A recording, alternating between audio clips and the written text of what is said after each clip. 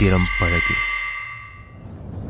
அந்த முழங்கால் உப்புலையும் அந்த தண்ணியிலையும் அந்த கம்பி பழம் 35 கிலோ அந்த கம்பியை வச்சு நாங்கள் இழுத்துட்டு வந்து கரை சேர்க்கோம்னா இங்கே இருந்து 3 குறுக்கம் இழுக்கோம்னா குறுக்கிறவில் நரம்பு வந்து போனால் அந்த புட்டாணியிலே எங்களுக்கு தேய்வாயிருது.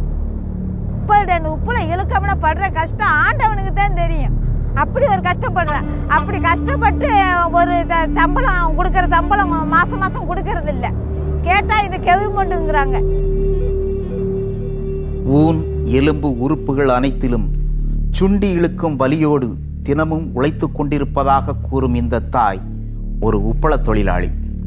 ராமநாதபுரம் மாவட்டம் வாலிநோக்கத்தில் உள்ள அரசு உப்பளத்தில் பணிபுரிபவர்.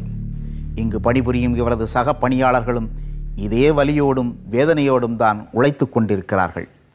உறுதியானது என்று கூறப்படும் இரும்பு கம்பிகள் கூட உப்பு காற்று பட்டு இற்று போகும் என்பதுதான் இயல்பான ஒன்று. ஆனால் உப்போடு உப்பாக உழலும் இவர்களது உடலை தினமும் உப்பு மென்று கொண்டிருந்தால் என்ன ஆகும்? தினப்படி வாழ்க்கையை காப்பதற்காக உப்பளத்தில் பணிபுரியும் இவர்களின் வாழ்க்கை பின்னணிதான் என்ன? ராமநாதபுரம் மாவட்டம் தமிழகத்தின் பொருளாதார அடிப்படையில் பின்தங்கிய மாவட்டங்களில் ஒன்று. பசுமை வெளிகளற்ற வானம் பார்த்த பூமி. ஆனாலும் நீண்ட கடற்கரையை கொண்ட மாவட்டம் என்பதால் நெல் உற்பத்திக்கு பதிலாக உப்பு உற்பத்தி செய்ய வாய்ப்பான பூமியாக காட்சியளிக்கிறது. கிழக்கு கடற்கரையில் இயற்கையாக அமைந்திருக்கும் இந்த நிலப்பகுதி உப்பு விளைச்சலுக்கு உகந்ததாக இருப்பதால் 1975ஆம் ஆண்டு இம்மாவட்டத்தின் வாலிநோக்கம் என்ற ஊரில் உப்பளம் அமைக்க அரசு திட்டமிட்டது.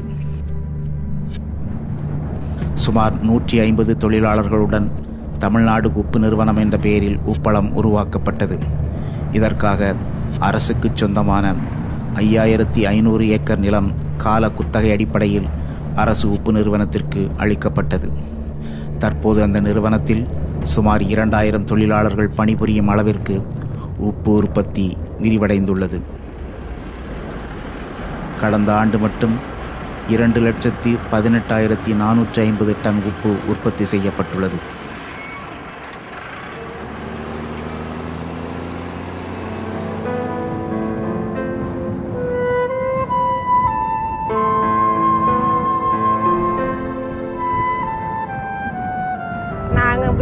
வீட்டில் 3 மணிக்கு எந்திரிச்சு 4 மணிக்கு கொஞ்சம் வேலை வீட்டில் தொளிச்சு மட்டும் போடுவோம். வீட்டில் புள்ள புருஷங்களை யாரையும் பார்க்க முடியாது. இவங்க வேலைக்கு வந்துடுவான். வேலைக்கு வந்து 4 மணிக்கு வந்து வேலை பிடிச்சோம்னா 10 மணி நேரம் 10 மணி வரைக்கும் இங்கே வேலை பார்க்கணும்.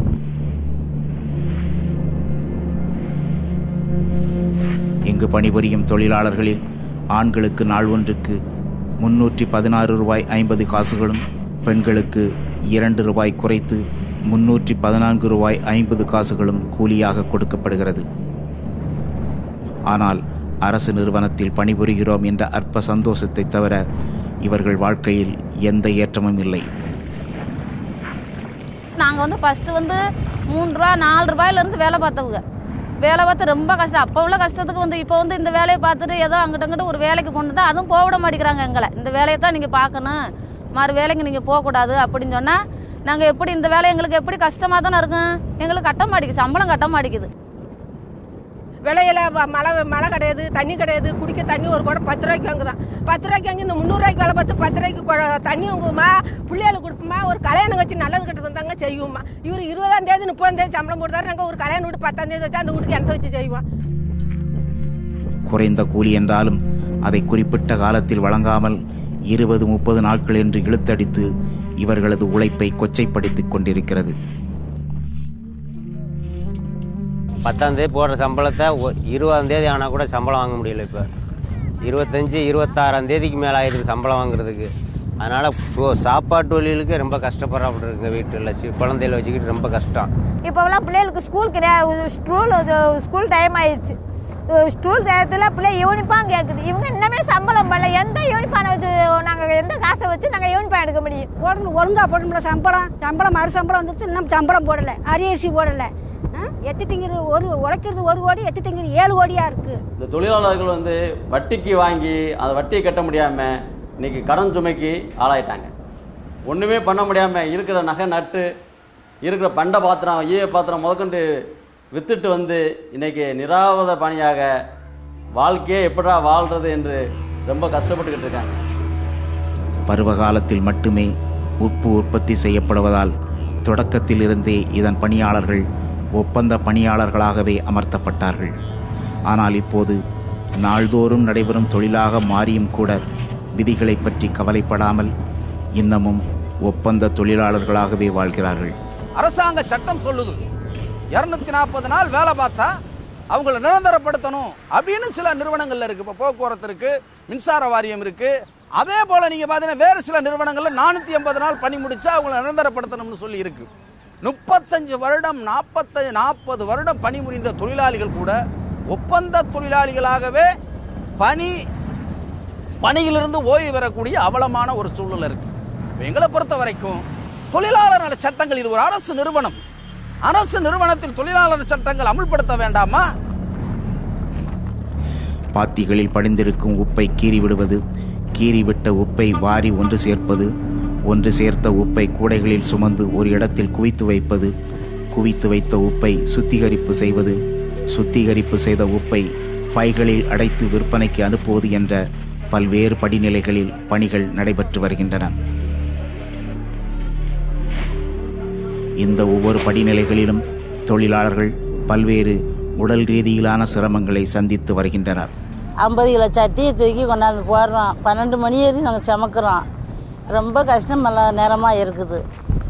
கால் கூட வலிக்கு வசக்க ஏறி போட சொல்கிறா, எங்களால் முடியலை. ஒரு நாள் ஈபுசாவாக ஒரு வேலை கூட கொடுக்குறாள். அது அல்றதுக்கு இந்த அம்பாரத்து மேலே பொம்பளை இந்த இவ்வளவு பெரிய வெயிட்டை வச்சுக்கிட்டு இந்த அம்பாரத்து மேலே ஏறின ஆளுங்க, அது ஏறுறதுக்கு கூட ஒரு ஆள் கேட்டாக்கா அதுவும் கொடுக்க மாட்டாங்க. அவ்வளோ உயரத்தில் ஏறி இந்த சட்டியை வச்சுட்டு மேலே ஏறுது பொம்பளை, அதெல்லாம் ரொம்ப கஷ்டம். உப்பு குடித்த உடல் பெரும் சேதத்திற்கு உள்ளாகிறது. கை கால்கள் உப்பால் அரிக்கப்பட்டு உருமாற்றம் பெறுகின்றன.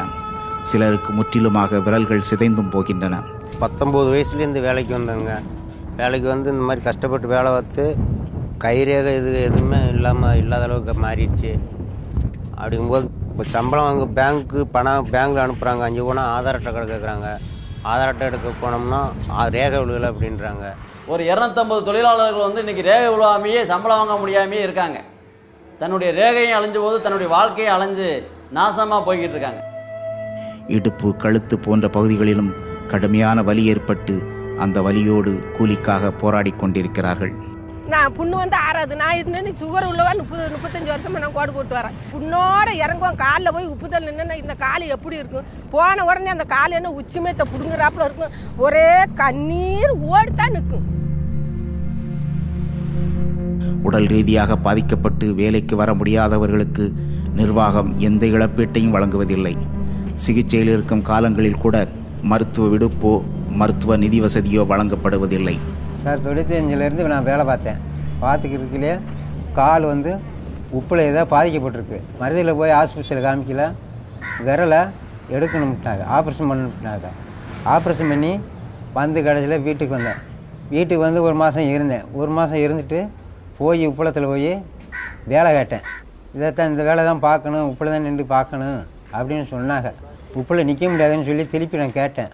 இல்லை, அதுக்கு மேலே வேலை இல்லை, உப்பில் தான் நீ வேலை ஆக்கணும் அப்படின்னாங்க. அப்படிலாம் ஒரு கஷ்டப்பட்டவங்களுக்கு ஒரு லேசான வேலை கொடுக்கவே மாட்டேன்ட்டாங்க. எங்கிட்ட மக்களாக வேலை பார்க்குறாங்க. அப்படிங்கிறது ஒரு நேரம்லாம் கண்ணீரை ஓடத்தான் செய்யுது. என்ன செய்யறது அப்படின்னு சொல்லிட்டு உப்பு காற்றை சுவாசித்து உப்பு நீரில் உழன்று கொண்டிருப்பதால் உடல் உறுப்புகள் சிதைவது போக தோல் நோயும் ஏற்படுகிறது. வெண்மை நிறமுடைய உப்பின் மேல் சூரிய ஒளி படுவதால் மிக அதிகமான வெளிச்சம் இவர்கள் கண்களில் பிரதிபலித்து சீக்கிரமாகவே பார்வை குறைவையும் ஏற்படுத்துகிறது. உப்பு காற்றை சுவாசிப்பதால் அதிக இரத்த அழுத்தமும் ஏற்படுகிறது. இத்தனை ஆபத்துகளையும் தாங்கியவாறுதான் ஊருக்கு உப்பிட்டு கொண்டிருக்கிறார்கள் இவர்கள்.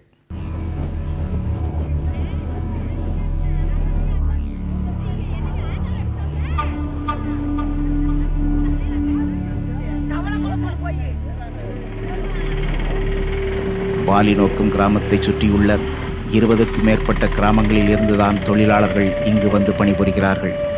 அதிகாலையிலேயே பணிக்கு வர வேண்டும் என்பதால் இவர்களின் பயண நேரத்தை எளிதாக்கும் நோக்கில் 250 வீடுகளை வாலிநோக்கம் கிராமத்திலேயே கட்டித்தந்தது அரசு. தொழிலாளர்களின் சிறிய பங்கு தொகையில் கட்டித்தந்த அந்த 250 வீடுகளில் இப்போது 2 குடும்பம் மட்டுமே வாழ்கின்றனர். பிளாட்பாரத்தில் படுத்து தூங்குவாங்களே, அந்த அப்படி தூங்காத அளவுக்கு ஏதோ ஒரு வீட்டுக்குள்ள இருக்கும், ஒரு கதவை அடைச்சிட்டு அவ்வளவுதான் இருக்கு. மறுபடியும் எந்த வசதியுமே இல்லை. அவங்க கூட பிளாட்பாரத்தில் படுத்து தூங்குறவங்க கூட நிம்மதியா தூங்குவாங்க. இங்க அந்த நிம்மதி கூட இல்லை. எப்பயாச்சும் வீடு இடிஞ்சு விழுந்துருமோ அப்படின்னு தான், காத்தாடி ரொம்ப வேகமா சுத்துத, வீடு இடிஞ்சு விழுந்துருமோ அப்படின்னு தான் நினைச்சிட்டு கூட நான் படுத்து தூங்க ஒரு நாளைக்கு.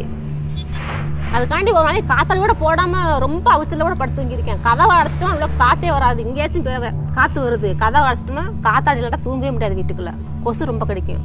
இது கொஞ்சம் வெளியே வந்து இருப்போம் அப்படின்னு வந்தோம்னா பாம்பு தொல்லை, என்னதான் செய்யறது? ஆக மொத்தத்தில் யாருமே இதில் வந்து இருக்க மாட்டாங்க. ஏதோ நாங்கள் இல்லாத குறைக்கும் நாங்கள் வந்து இதில் வந்து இருக்கோம், அவ்வளோதான்.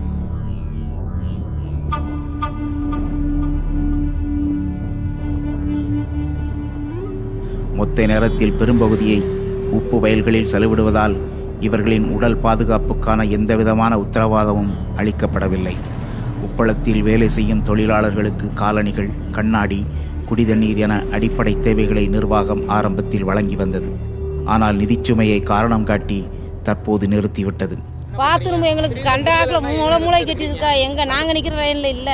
40 பாத்தி கடைசியில் கட்டியிருக்காங்க. அதனால அங்கேருந்துலாம் போக முடியாது. வயிற்ற வாயை வலிச்சாலும் ஒதுங்க விழா அங்கிட்டும் பின்னாடி ஆம்பளை முன்னாடி ஆம்பளை இருக்கு. எங்கிட்டுமே போக முடியாத சூழ்நிலையெல்லாம் நாங்கள் நின்று வேலை செய்கிறோம். பெண்கள் ஆண்கள் 2 பேருமே சேர்ந்து வேலை செய்கிறாங்க. பெண்களுக்கு தனியாக பாத்ரூம் என்பது போதுமான 1500 தொழிலாளர்களுக்கு எத்தனை பாத்ரூம் இருக்கணும் சொல்லுங்க?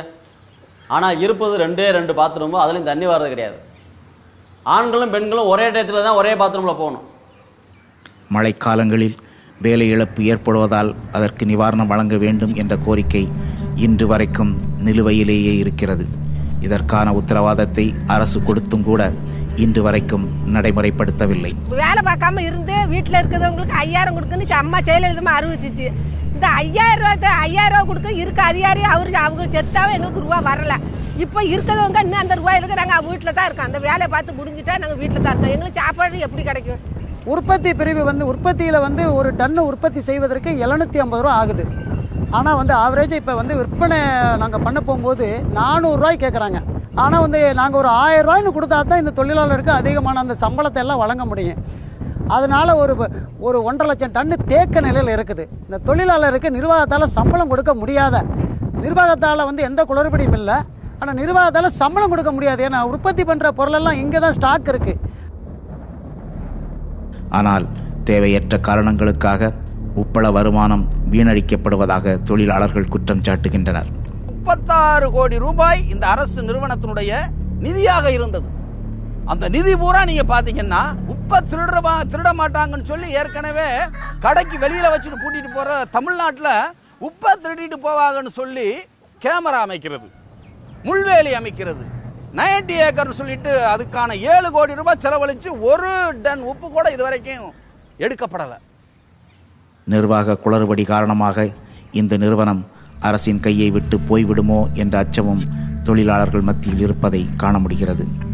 இந்த அலுவலகத்தில் கடந்த 2 ஆண்டுகளாக எங்களுடைய கோரிக்கையை, தொழிலாளியுடைய பிரச்சனையை கொடுத்து சொல்வதற்கு கூட ஒரு கிளை மேலாளர், திட்ட மேலாளர் இங்க இல்லை.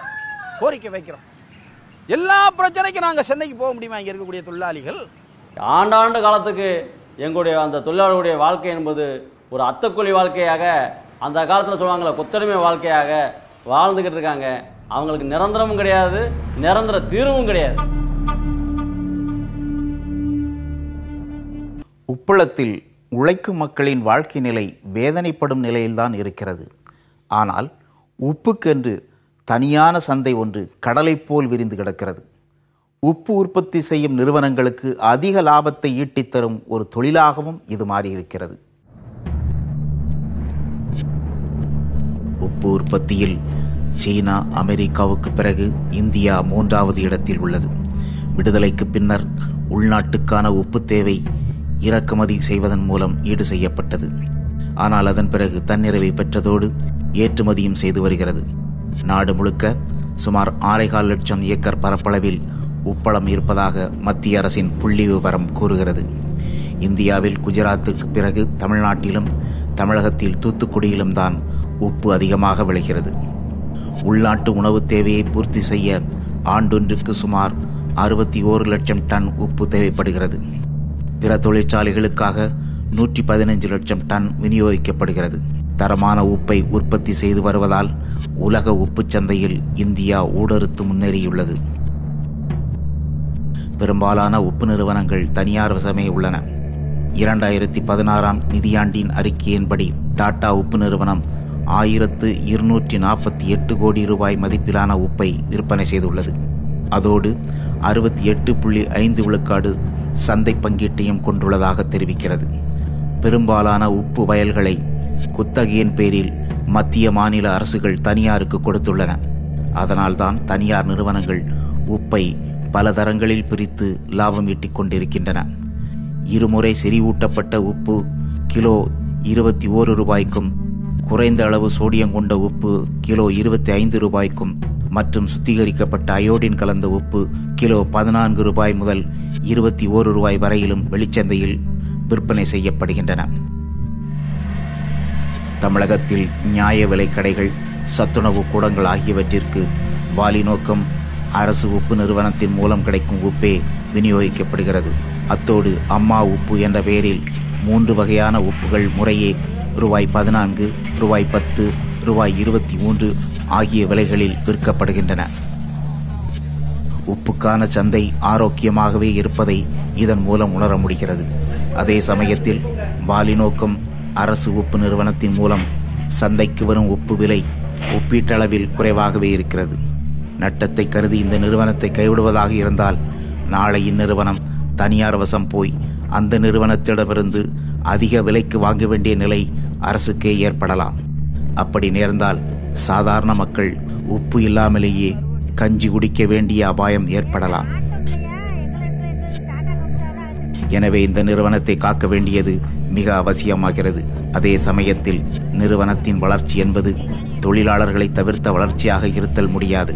அவர்களை மாண்புடன் நடத்துவதும் அவர்களுக்கான உடல் பாதுகாப்பு, காப்பீடு போன்ற விஷயங்களில் தீவிர கவனம் செலுத்துவதும் முக்கியமானதாகும். தனியார் மற்றும் அரசு உப்பு நிறுவனங்கள் வணிக ரீதியாக வெற்றி பெற்றுக் கொண்டிருந்தாலும் தொழிலாளர்களை கண்டுகொள்ளாமல் விடுவதுதான் தப்பாக இருக்கிறது. வருஷ காலமா வேலை பார்த்துருக்கேன். ஒரு 5000 கொடுத்தானே ரிட்டையர் ஆகி நான் போறேன். எனக்கு ஒரு 1000 ரூபா காசு, அது ஒரு புச்சை காசு மாதிரி ஒரு 1000 ரூபா காசு கொடுக்காங்க. ஒரு முட்டுக்கான ஒரு துண்டு, ஒரு சின்ன பிள்ளைக்கு உடுக்கலாம் முட்டுக்கான துண்டு, அந்த துண்டை எங்கிட்ட தராங்க, கொண்டு போங்கம்மா அப்படின்னு. அது மேல சாலுவே எங்களுக்கு, ஏன் சாலுவே எங்களுக்கு ஒரு சீலை ஒரு 1000 ரூபாய்க்கு ஒரு சேலை எடுத்து கொடுத்தானே. இவ்வளவு வருஷம் கஷ்டப்பட்டு நீ இருக்கவும் போறதுங்க. இத்தனை நெருக்கடிக்கு மத்தியிலும் பிழைப்பு கருதி உடல்நலம் பற்றி கவலைப்படாமல் தங்கள் உடலை உப்புக்கு வார்த்து கொண்டிருக்கிறார்கள் தொழிலாளர்கள். மருத்துவ ரீதியான செக்கப், மருத்துவ ரீதியான ஒரு ஆய்வு எதுவுமே இல்லாத ஒரு தொழிலாளிகளாக, அத்தக்கூலி தொழிலாளிகளாகத்தான் வாழ்ந்து கொண்டிருக்கிறார்களே தவிர ஒரு அரசு நிறுவனத்தில் பணியாற்றக்கூடிய ஒரு தொழிலாளிகளாக இல்லை. இவங்களுக்கு ஏதாவது ஒரு நோய் ஏற்பட்டு அரசு மருத்துவமனைக்கு போனால் கூட, இல்லை தனியார் மருத்துவமனைக்கு போனால் கூட இந்த நிறுவனத்திலிருந்து 1 ரூபாய் கூட மருத்துவ செலவாக கொடுக்கவில்லை என்பதுதான் மிக வேதனையான விஷயம். இங்கே இறந்த தொழிலாளிகளுக்கு 1000 ரூபாயும் ஒரு மாலையும் போட்டு கணக்கு முடிச்சிருவாங்க. இப்பதான் 1 லட்சம் ரூபாய் தர்றேன்னு சொல்லி ஒத்துக்கிட்டாங்க. அதுவும் கூட இன்னும் உத்தரவாகாத நிலைமை இருக்கு. சமூக பொருளாதார ரீதியாக பின்தங்கியிருக்கும் மக்களின் மிக முக்கிய வாழ்வாதாரமாயிருக்கும் இந்த உப்பள நிறுவனம் தனது குறைகளை களைந்து தங்கள் வாழ்வில் ஒளியேற்ற வேண்டும் என்பதே உலகிற்கே உப்பிடும் இந்த உழைக்கும் மக்களின் கோரிக்கையாக இருக்கிறது. உப்பிட்டவரை உள்ளளவுக்கும் நினைக்க வேண்டும் என்பது தமிழர்களின் பழமொழி. உப்பு உணவுக்கு உயிர் கொடுக்கும் முதன்மையான பொருள். அதனால்தான் விருந்தில் முதல் பொருளாக உப்பை வைக்கிறார்கள். ஆனால் உப்பிடும் இவர்களை உள்ளளவும் நினைக்கிறோமா? அவர்கள் வாழ்க்கையே போராட்டமாகத்தான் இருக்கிறது. உப்பு இந்திய விடுதலை போராட்டத்தின் முதன்மையான குறியீடு. குஜராத்தின் தண்டியிலும் தமிழகத்தின் வேதாரண்யத்திலும் உப்பு காய்ச்சி வெள்ளையர்களை வெளியேற்றினோம். தேசம் விடுதலை அடைந்து விட்டது. ஆனால் தேசத்தின் பிள்ளைகள் பலரது வாழ்க்கை இன்னமும் போராட்டமாகத்தான் இருக்கிறது. உழைப்புக்கேற்ற ஊதியமும் கண்ணியமான வாழ்க்கையும் என்றைக்கு கிடைக்கும் என்று சத்தமில்லாமல் நித்தமும் உப்பு யாத்திரை செய்கிறார்கள் இவர்கள்.